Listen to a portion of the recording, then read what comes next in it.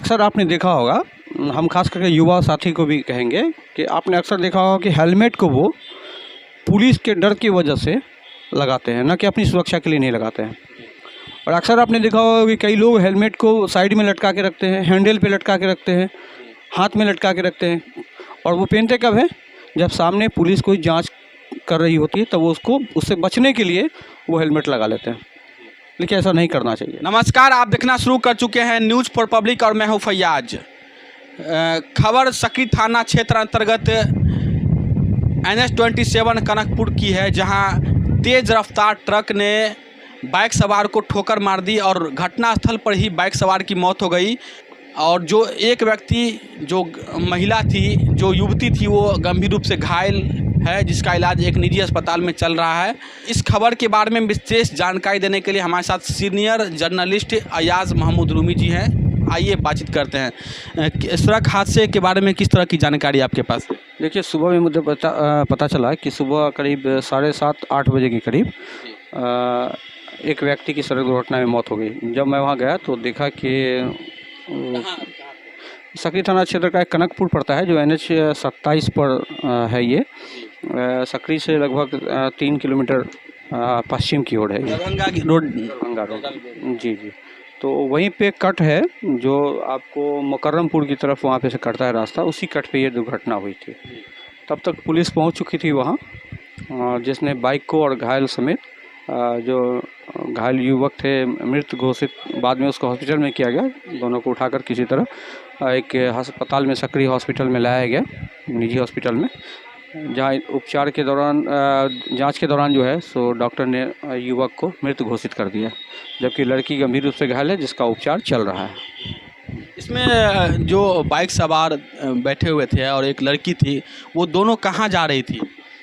जैसा कि घायल लड़की से मैंने पता किया था, तो लड़की ने बताया कि उनका BSc नर्सिंग का सफ़ी +2 सफ़ी कॉलेज है दरभंगा में, वहाँ पे इनका एग्ज़ाम चल रहा था, जिसको एग्ज़ाम दिलाने के उनके भाई जो थे, ममेरे भाई, वो बाइक से लेकर जा रहे थे। सुबह 7 बजे वो अपने घर से निकले थे, जो झंझारपुर के नवानी गांव के आसपास में 2 गांव है, वहीं के थे दोनों।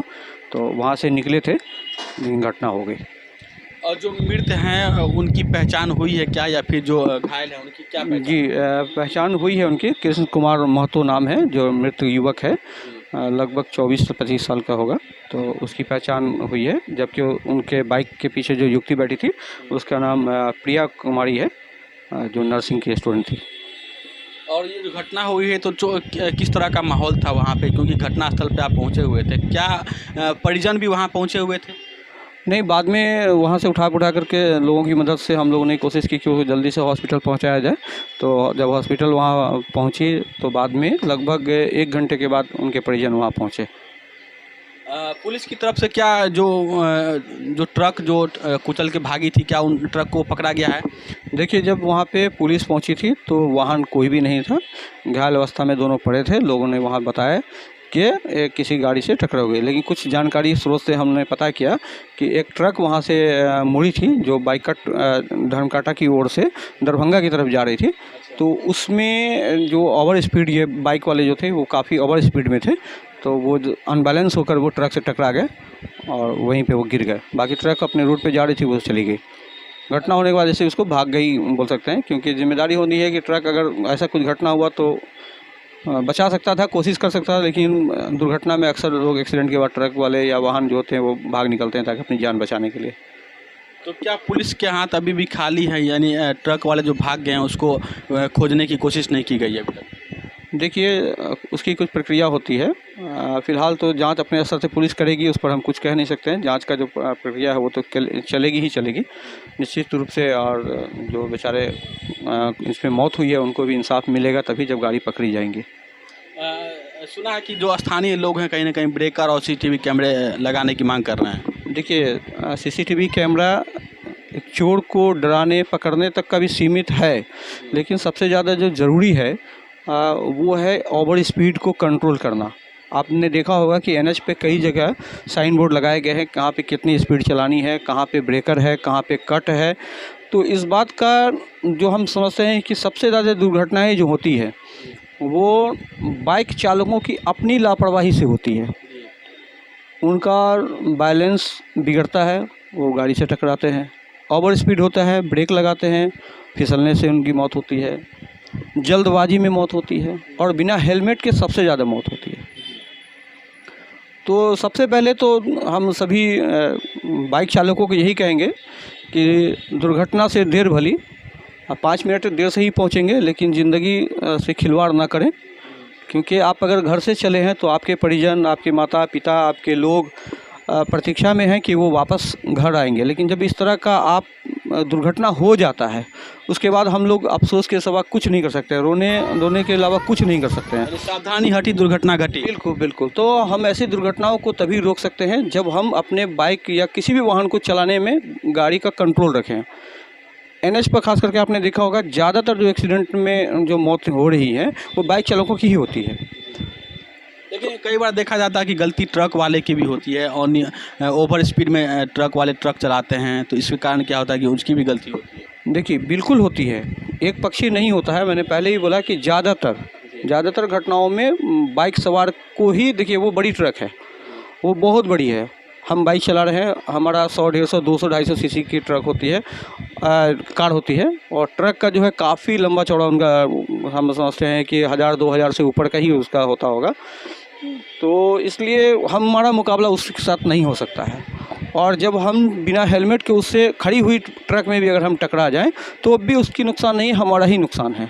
तो हर हाल में नुकसान हमारा ही है, बाइक चालकों का, साइकिल चालकों का, छोटी गाड़ियों का ही होता है। अगर आपने देखा होगा अभी 2-3 एक्सीडेंट अभी हाल में हुआ है, खड़ी हुई गाड़ी को जाकर के एक्सीडेंट हो जाना, तो उसमें क्या है, सामने वाली गाड़ी को कम, लेकिन हमारे स्पीड के कारण जो हमारा गति है उसके कारण ज़्यादा नुकसान हमारा ही होगा।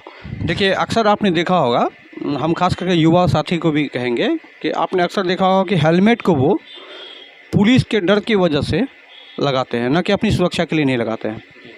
और अक्सर आपने देखा होगा कि कई लोग हेलमेट को साइड में लटका के रखते हैं, हैंडल पे लटका के रखते हैं, हाथ में लटका के रखते हैं, और वो पहनते कब है, जब सामने पुलिस कोई जांच कर रही होती है, तब वो उससे बचने के लिए वो हेलमेट लगा लेते हैं।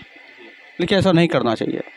अक्सर हम कोशिश ये करते हैं कि जब हम एनएच पे होते हैं, कभी कभी अपनी गाड़ियों से जा रहे होते हैं या चाहे वो बाइक से जा रहे होते हैं, तो हमने कई लोगों को देखा है ऐसे करते हुए, तो हम तो रोक के उनको बोलते हैं कि भैया हेलमेट कब लगाइएगा, हेलमेट कब लगाइएगा। तो बोलते मतलब, हम बोले कब लगाइएगा, एक्सीडेंट हो जाने के बाद हेलमेट लगाइएगा या पहले लगाइएगा। तो वो समझ जाते हैं, फिर बाद में जल्दी से हेलमेट पहन लेते हैं। हम बोले कि अगर आपका दुर्घटना हो जाता है, खुदा ना खास्ता भगवान ना करे आपका एक्सीडेंट हो जाता है, तो बचाव में गिरने के बाद आप फिर हेलमेट पहनेंगे नहीं ना।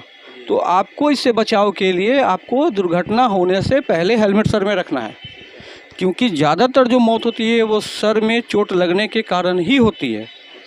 तो उससे बचाव का तरीका है, हेलमेट हैंडल में नहीं लगाने का है, सर में लगाइए, तभी आप बचेंगे और आपके घर परिवार में भी खुशहाल बरकरार रहेगी। इसलिए हम सबसे गुजारिश करेंगे, हेलमेट ज़रूर पहनिए। और एक बात और हम आपको कह रहे हैं कि ऐसे लोग जो हेलमेट पुलिस के डर से पहनते हैं वो सावधान हो जाएं। अगर आज कोई और है तो परसों आपका बारी निश्चित है। बहुत बहुत शुक्रिया इस खबर के बारे में जानकारी देने के लिए। जी धन्यवाद। इस घटना के बारे में जानकारी दिए हैं सीनियर जर्नलिस्ट अयाज महमूद रूमी। और इस घटना के बारे में आप क्या सोचते हैं, अपनी राय कमेंट बॉक्स में जरूर दें। इस वीडियो को अधिक से शेयर करें, चैनल पर नए हैं चैनल को सब्सक्राइब कर लें। आपका बहुत बहुत शुक्रिया, धन्यवाद।